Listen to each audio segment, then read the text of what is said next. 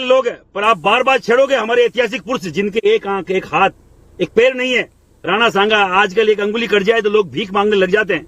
ऐसे ऐतिहासिक पुरुषों के लिए 2% का व्यक्ति अभद्र टिप्पणी करता है। और अगर हमारे राजपूत समाज के युवा करणी सेना अगर वहां जाके विरोध प्रदर्शन करती है, इसमें कुछ ज्यादा कोई ऐसा कोई बम नहीं फटा है जो इस तरीके से बोला जा रहा है। मैं बोल रहा हूं करणी सेना का राष्ट्रीय अध्यक्ष महिपाल सिंह मकड़ा, ये तो केवल ट्रेलर है, झांकी है। इसको नहीं हटाया सपा से, इसकी राज्यसभा की जो सदस्यता वो भंग नहीं की गई, तो बड़ा विरोध प्रदर्शन पूरे देश में देखने को मिलेगा। ये तो केवल झांकी है, तो बकायदा पूरे देश में तांडव होगा और हम लोग सड़कों पे आएंगे। रामजी लाल सुमन के जिस बयान पर लोग इतने नाराज हैं, वो बयान उन्होंने 21 मार्च को दिया था। उस वक्त रामजी लाल सुमन ने राणा सांगा के बारे में क्या कहा था, ये मैं आपको सुनवा देता हूं। एक तो बीजेपी के लोगों का तकिया कलाम हो गया है सभापति महोदय कि मुसलमान इनमें बाबर का डीएनए है। उप सभापति महोदय मैं जानना चाहूंगा कि बाबर का डीएनए मुसलमान में है।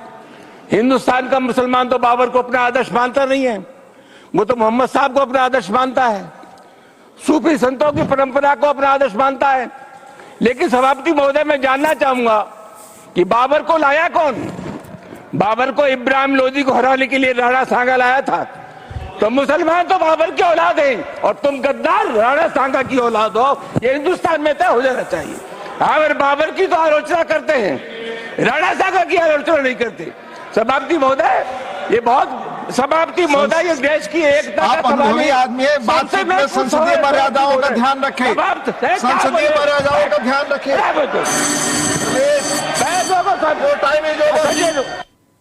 जो औरंगजेब और बाबर की पूजा करते हो, जो जिन्ना को अपना आदर्श मानते हो, इन लोगों से इसकी उम्मीद नहीं की जा सकती है। तो ये वही कैटेगरी है, ये वही ब्रीड है जो बाबर से लेकर के औरंगजेब तक और जिन्ना तक को महिमा मंडन करते हैं। तो देश के प्रति इनके भाव क्या होंगे, भारत की विरासत के प्रति इनके भाव क्या होंगे, भारत के महापुरुषों के प्रति क्या इनके भाव क्या होंगे, ये अंदाजा इसी से लगाया जा सकता है। और ये लोग अवसरवादी भी हैं, इनको पलटी मारने में कोई देर नहीं लगेगी।